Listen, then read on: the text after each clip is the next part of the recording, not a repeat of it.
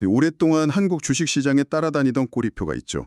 바로 좀비 기업이라는 거요. 네, 맞습니다. 실적이나 성장성 같은 건 없이 그냥 상장사라는 이유만으로 연명하던 그런 기업들 말이죠. 맞습니다.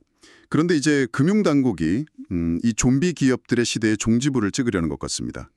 시장의 판도를 바꿀 만큼 아주 강력한 상장 폐지 강화 방안을 내놓았는데요. 오늘 이 시간을 통해 그 칼날이 정확히 어디를 향하고 있는지, 그리고 우리 투자자들은 이 거대한 변화의 파도를 어떻게 헤쳐나가야 할지 좀 꼼꼼하게 분석해 보겠습니다. 네, 이번 조치를 단순히 몇몇 부실 기업을 솎아낸다, 이런 수준으로 보면 안 될 것 같아요. 이건 한국 주식시장의 기본적인 철학이 바뀌고 있다는 일종의 신호탄이거든요. 아, 철학이 바뀐다. 네, 과거에는 어떻게든 상장 기업 수를 늘려서 시장의 양적 성장을 중요하게 생각했다면 이제는 질적 성숙을 통해서 시장의 신뢰를 회복하겠다, 이런 강력한 의지를 보여주는 거죠. 말 그대로 생존의 기준 자체를 끌어올리는 작업이라고 할 수 있습니다. 생존의 기준을 끌어올린다. 굉장히 흥미로운 관점이네요. 그럼 그 새로운 기준의 첫 번째 타겟, 가장 눈에 띄는 변화부터 이야기를 시작해보죠. 바로 1,000원 미만, 이른바 동전주에 대한 직접적인 퇴출 규정입니다. 사실 동전주가 위험하다는 건 다들 알고 있었지만 그동안은 그 가격 자체가 퇴출 사유가 되지는 않았잖아요. 맞습니다. 뭐가 이렇게 급적으로 바뀐 건가요? 핵심은 지속성과 진정성, 이걸 보겠다는 겁니다. 이전에는 명확한 규정이 없으니까 기업들이 주가 관리에 소홀하거나 심지어는 투기 세력의 놀이터로 그냥 방치하는 경우도 많았죠. 네, 그랬죠. 하지만 이제는 그런 무책임한 태도가 용납되지 않습니다. 오는 7월부터 적용되는 새로운 규정은 크게 2단계로 이루어져 있는데요. 1단계가 일종의 옐로우 카드 같은 거군요. 그렇죠. 주가가 1,000원 미만인 상태가 30거래일, 그러니까 약 한 달 반 동안 지속되면 관리 종목으로 지정됩니다. 시장에 이 기업은 주의가 필요하다는 공식적인 경고를 보내는 셈이죠. 네, 하지만 진짜 무서운 건 그 다음입니다. 바로 2단계, 레드카드겠죠. 관리 종목으로 지정된 다음에 90거래일, 그러니까 약 4개월에서 5개월 정도 시간을 주는데 이 기간 동안 주가가 1,000원 이상으로 다시 올라서야 하는 거고요. 그런데 잠깐 올랐다가 다시 떨어지는 건 소용없다는 거죠. 바로 그 점이 이번 규제의 핵심입니다. 90거래일의 유예기간 동안 45거래일 연속으로 주가가 1,000원을 넘지 못하면 즉시 상장 폐지 절차에 들어갑니다. 아, 연속 45거래일. 네, 이 연속이라는 조건이 아주 교묘하고 강력한 장치입니다. 하루 이틀 돈을 써서 주가를 1,000원 위로 잠깐 올려놓는 식의 그런 얄팍한 속임수는 원천적으로 불가능하게 만든 겁니다. 기업이 정말 체질을 개선하고 가치를 높여서 안정적으로 주가를 유지할 능력이 있는지를 평가하겠다는 의도죠. 잠깐만요. 그래도 기업들이 영리하잖아요. 전통적인 꼼수, 바로 액면병합이 있지 않습니까? 아, 네. 주식수를 줄여서 주당 가격을 인위적으로 높이는 방법인데, 예를 들어 주가 300원짜리 주식을 5대1로 병합해서 1,500원으로 만들면 간단히 해결되는 문제 아닌가요? 설마 이걸 막을 방법이 없을까요? 아주 좋은 질문입니다.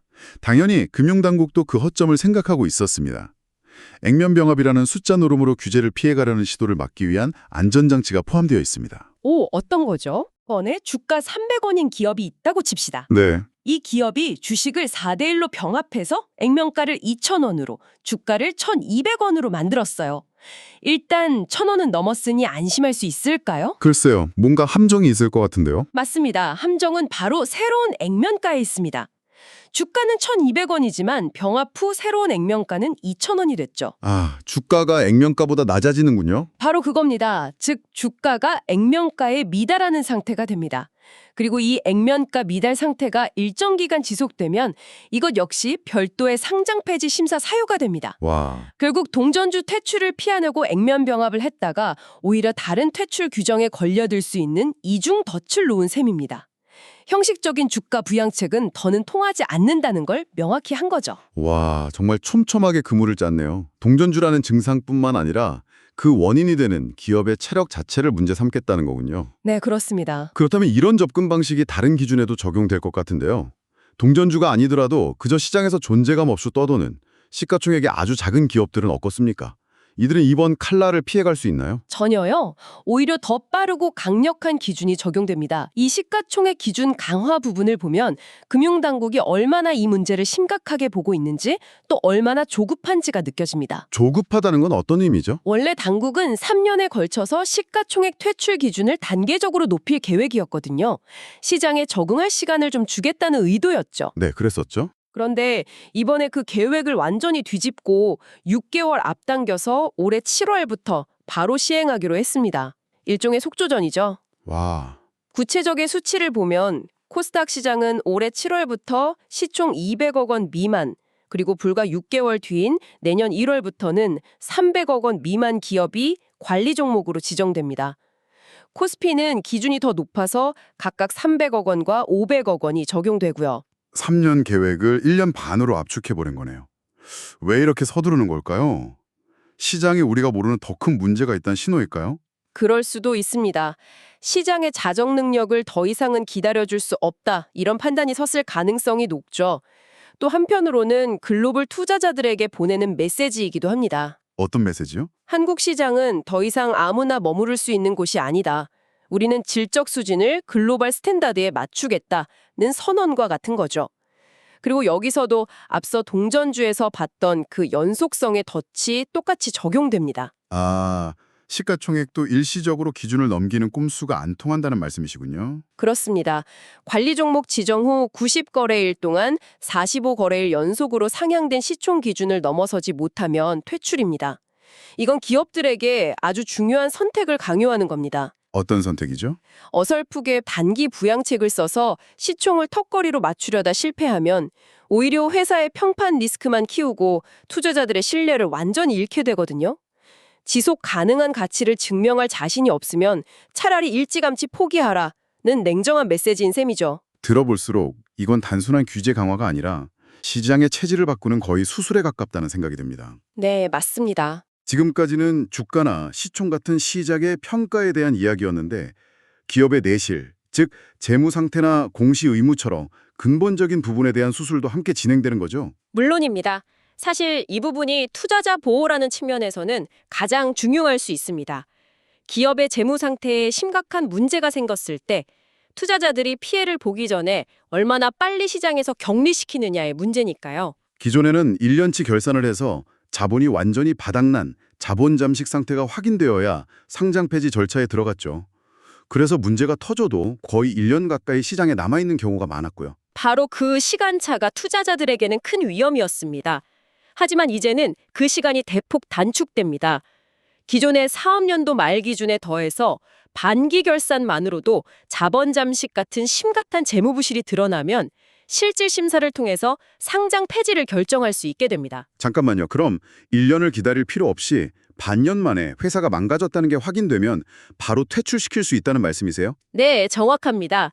더 이상 시간을 끌지 않고 바로 퇴출시킬 수 있는 근거가 생긴 겁니다. 와, 투자자 입장에서는 부실기업이라는 시한폭탄이 터지기 전에 미리 경고를 받고 피할 수 있는 시간이 훨씬 늘어나는 셈이네요. 정확합니다.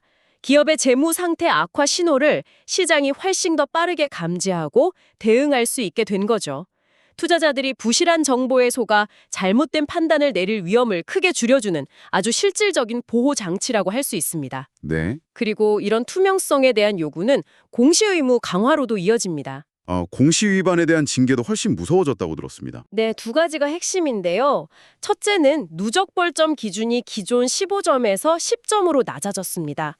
사소한 공시 위반이라도 반복되면 더 빨리 퇴출될 수 있다는 뜻이죠. 하지만 더 주목해야 할 것은 원 스트라이크 아웃 제도의 도입입니다. 고의적이고 중대한 공시 위반, 예를 들어 대규모 횡령이나 배임, 회계부정 같은 사안은 단 한 번만 적발되어도 곧바로 상장 폐지 심사 대상이 될 수 있습니다. 단 한 번에요. 굉장히 강력하네요. 그만큼 시장의 신뢰를 무너뜨리는 행위에 대해서는 무관용 원칙을 적용하겠다는 겁니다. 상장 기업으로서 누리는 혜택만큼 투명한 경영과 성실한 공시라는 책임도 무겁게 져야 한다는 것을 분명히 한 조치입니다. 정말 전방위적인 압박이네요. 자, 그럼 이 모든 강력한 조치들이 현실화가면 우리 시장은 어떻게 바뀔까요? 금융위가 상장 폐지 집중 권리 기간을 운영한다고 밝혔고 시장에서는 약 150여 개 기업이 퇴출될 수 있다는 전망까지 나오거든요. 단기적으로 시장에 큰 충격이 오는 건 아닐까요? 150개라는 숫자는 분명 적지 않습니다. 해당 기업에 투자한 분들에게는 정말 고통스러운 시간이 될 수 있고 일시적으로 시장의 변동성이 커질 수도 있습니다. 하지만 이 과정을 파괴가 아닌 창조적 파괴의 관점에서 봐야 합니다. 창조적 파괴라면 단순히 나쁜 기업이 사라지는 걸 넘어서 새로운 기회가 생긴다는 의미인가요? 그렇습니다. 저는 이걸 시장의 재개발이라고 표현하고 싶어요. 시장의 재개발이요? 네, 낡고 위험한 건물이 철거되어야 그 자리에 튼튼하고 멋진 새 건물이 들어설 수 있는 것과 같습니다. 그동안 좀비 기업들에 묶여있던 자금과 시장의 관심이 이제는 성장 잠재력이 높은 혁신 기업으로 흘러 들어갈 수 있는 물길이 트이는 겁니다. 이건 단순히 몇몇 기업의 문제가 아니라 시장 전체의 신뢰도와 밸류에이션을 한 단계 끌어올리는 계기가 될 수 있습니다. 흥미로운 비유네요. 그런데 한편으로는 이런 생각도 듭니다. 퇴출 기준이 너무 빡빡해지면 당장은 실적이 안 좋지만 미래 가치가 큰 소위 꿈을 먹고 사는 혁신 기업들이 상장조차 힘들어지거나 혹은 초기에 버티지 못하고 쫓겨나는 부작용은 없을까요? 굉장히 중요한 지적입니다. 실제로 시장에서는 그런 우려의 목소리도 있습니다. 특히 초기 벤처 캐피털이나 엔젤 투자자들의 투자 전략에 큰 영향을 미칠 수 있죠. 그렇겠네요. 예전에는 일단 상장만 시키면 어느 정도 자금 회수가 가능했지만 이제는 상장 후에도 시가총액 300억, 500억이라는 높은 허들을 계속해서 넘어야 하니까요. 이 때문에 정말 실험적이고 모험적인 기술을 가진 기업에 대한 투자가 위축될 수 있다는 시각도 분명 존재합니다. 당국도 이런 부작용을 최소화하기 위해 기술특례 상장제도 같은 걸 보완하겠지만 시장의 투자 심리가 다소 보수적으로 변할 가능성은 열어둬야 합니다. 균형 잡힌 시각이네요. 무조건 긍정적인 면만 있는 건 아니군요. 자, 그럼 이 모든 변화의 소용돌이 속에서 우리 개인 투자자들은 어떤 스탠스를 취해야 할까요? 당장 내일부터 투자 전략을 어떻게 바꿔야 할지 핵심만 딱 정리해 주시죠. 가장 시급한 것은 자신의 포트폴리오를 냉정하게 점검하는 일입니다. 특히 1,000원 미만 동전주에 언젠가 오르겠지 하는 막연한 기대로 투자하고 있다면 이제는 그 생각을 버리셔야 합니다. 리스크가 너무 커졌다. 네, 과거와는 비교할 수 없을 정도로 리스크가 커졌습니다. 언제 관리 종목으로 지정되고 상장 폐지될지 모르는 시한폭탄을 들고 있는 것과 같습니다. 단지 저가주라는 이유만으로 접근하는 건 절대 금물이라는 말씀이시군요.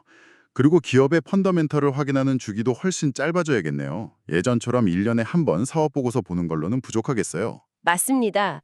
이제는 최소한 반기 보고서는 반드시 챙겨봐야 합니다. 자본 잠식이 얼마나 진행되고 있는지, 시가총액이 상장 폐지 기준선 근처에서 아슬아슬하게 움직이고 있지는 않은지 주기적으로 건강검진을 하듯 점검하는 습관이 필수적입니다. 네. 일시적인 테마나 소문에 따라 급등락하는 종목의 비중이 높다면 이번 기회에 꾸준히 이익을 내고 안정적으로 성장하는 건실한 기업으로 포트폴리오의 무게중심을 옮기는 고민을 진지하게 해봐야 합니다. 오늘 이야기를 종합해보면 금융당국이 시장에 보내는 메시지는 아주 명확한 것 같습니다. 상장 기업이라는 간판이 더 이상 품질 보증서가 될 수 없으며 이제부터 시장에서의 생존은 매일매일의 실력으로 증명해야 한다는 것이군요. 정확합니다. 시장의 눈높이가 이렇게 높아진 만큼 기업을 바라보는 투자자들의 시선도 이전보다 훨씬 더 까다롭고 날카로워져야 합니다. 진짜 가치를 가진 기업을 스스로 골라내는 능력이 그 어느 때보다 중요해진 시대가 온 거죠. 이제 우리 시장에서 공짜 점심은 끝났다고 봐야 합니다.